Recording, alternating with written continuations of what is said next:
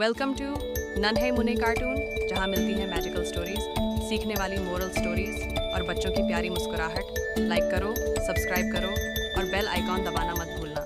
علی اور 7 جادوئی دروازے۔ قسط 1، جادوئی صندوق۔ کبھی کبھی چھوٹی جگہوں میں سب سے بڑے راج چھپے ہوتے ہیں۔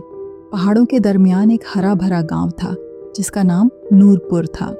یہاں ندی کا پانی موسیقی کی طرح بہتا، درختوں پر پرندے چہچہاتے اور ہوا جیسے کوئی خفیہ باتیں کرتی رہتی۔ اسی گاؤں میں علی اپنے دادا ابو کے ساتھ ایک پرانے لکڑی کے گھر میں رہتا تھا۔ گھر چھوٹا ضرور تھا، مگر علی کے خواب بہت بڑے تھے۔ وہ دن بھر ندی کے کنارے دوڑتا، درختوں پر چڑھتا اور اپنی چھوٹی سی ڈائری میں عجیب و غریب سوالات لکھتا۔ علی 8 سال کا ایک چست، ذہین اور تجسس سے بھرپور لڑکا تھا۔ اس کا رنگ گندمی، بڑی بھوری آنکھیں، بکھرے ہوئے کالے بال، نیلی قمیض، خاکی نکر اور پرانے مگر مضبوط جوتے۔ اس کی جیب میں ہمیشہ ایک چھوٹا کمپاس، ایک پینسل اور ایک پرانا کاغذ ہوتا۔ ایک دن شام کو جب سورج پہاڑوں کے پیچھے چھپنے لگا تھا، علی آنگن میں بیٹھا اپنی ڈائری میں سوالات لکھ رہا تھا۔ تب دادا ابو آہستہ آہستہ چلتے ہوئے اس کے قریب آئے۔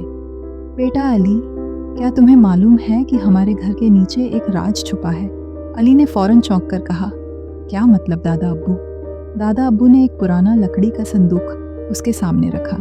یہ صندوق میرے بچپن سے میرے پاس ہے، مگر میں نے اسے کبھی نہیں کھولا۔ اس پر ایک تالا ہے اور چابی برسوں پہلے کھو گئی۔ علی نے دلچسپی سے صندوق کو دیکھا۔ وہ بھاری، پرانا اور عجیب نشانوں سے بھرا ہوا تھا۔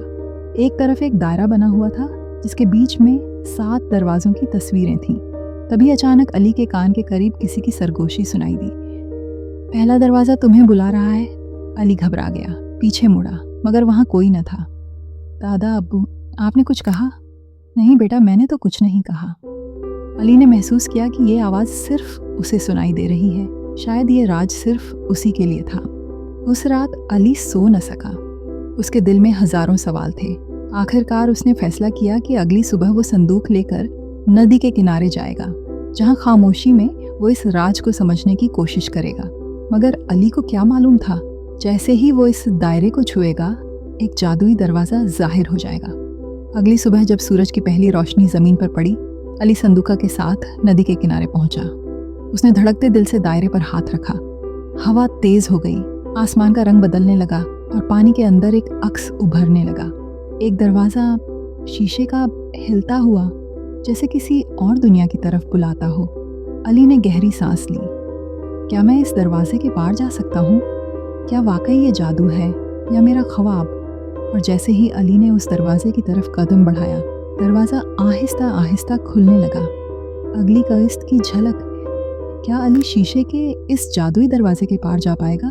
اور وہاں اس کا کیا انتظار کر رہا ہے؟ جاننے کے لیے دیکھیے علی اور 7 جادوئی دروازے، قسط 2، شیشے کا دروازہ۔